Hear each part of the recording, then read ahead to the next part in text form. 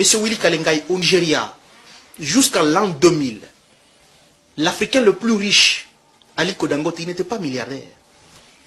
Mais c'est Tony Elumelu, le propriétaire de la banque UBA ici chez nous au Congo, il n'était pas milliardaire. Ils sont devenus milliardaires grâce à la vision d'un homme qu'on appelle Olusegun Obasanjo. Lorsque Olusegun Obasanjo accède au pouvoir, il dit ce n'est pas possible. Tous les secteurs économiques sont contrôlés par les étrangers. Mais de quelle manière nous allons obtenir notre indépendance économique? Par quelle magie? Que devons-nous faire pour que nous puissions aussi avoir les nôtres qui vont nous permettre de contrôler l'économie nationale? C'est à ce moment-là qu'Olusegun Obasanjo fait par exemple une expérience. Il dit, mais à Goma là-bas, il y a un certain Vani Bichweka.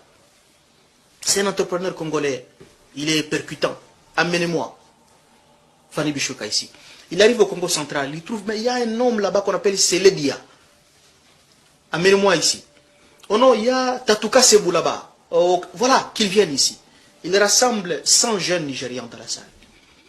Il dit, je vous propose un pacte, nous allons faire une révolution. Ils sont surpris, mais quel type de révolution que Olusegun Obasanjo nous propose? Il dit, on va faire une révolution. On doit avoir l'indépendance économique du pays. On va faire comment? Il dit, toi, Tony Elumelu, tu travailles dans quoi? En tout cas, moi, en tout cas, vieux, j'ai fait un peu les lits Kelemba aux gens. Donc, ce monsieur a une vision bancaire. Il ordonne à la Banque centrale de financer ce monsieur, il crée la banque, il crée UBA.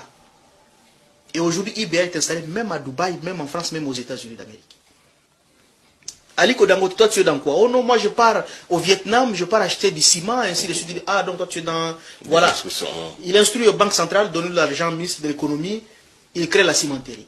Dès que la cimenterie d'Aliko Dangote termine la construction, il ordonne au ministre de l'économie, il dit, prends une décision pour interdire l'importation du ciment. Il contraint ainsi le marché local à acheter que le ciment produit par Aliko Dangote. C'est comme ça qu'Aliko Dangote est devenu milliardaire. Décision volontaire. Nous devons faire une révolution. Et cela doit dépendre de la volonté du pouvoir public. Pendant très longtemps, nous avons fait des tentatives et des tentatives. Je propose qu'il y ait la création d'un fonds souverain.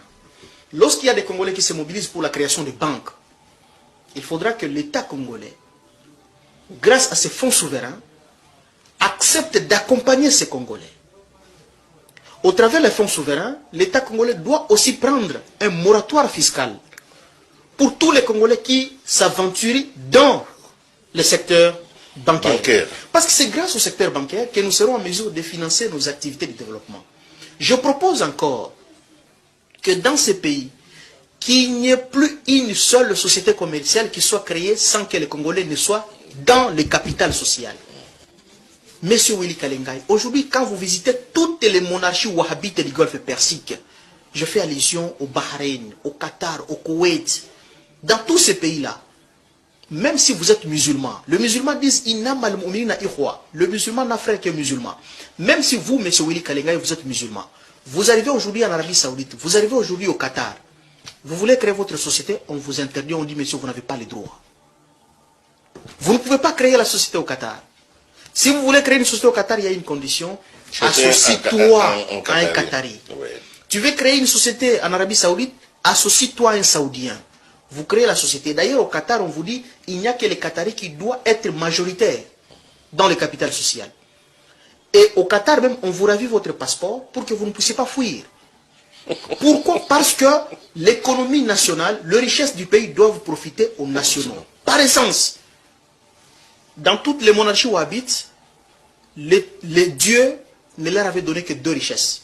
C'est le pétrole et le gaz. Mais le pétrole et le gaz sont des richesses épuisables. Demain ou après-demain, ils vont disparaître. Comme le cuivre et le pétrole, oui. Effectivement, comme les diamants de Mbujimaï, comme le cuivre et cobalt qui sont au Katanga, comme le thym au Maniema, et ainsi de suite. Ce sont des richesses épuisables. Dès que ça termine pour du bon. Alors pour que ces richesses puissent profiter aux nationaux, il faudra que nous puissions conditionner dans la création de toutes les sociétés commerciales dans ces pays par la participation des nations dans le capital social. Ceci aura quel avantage?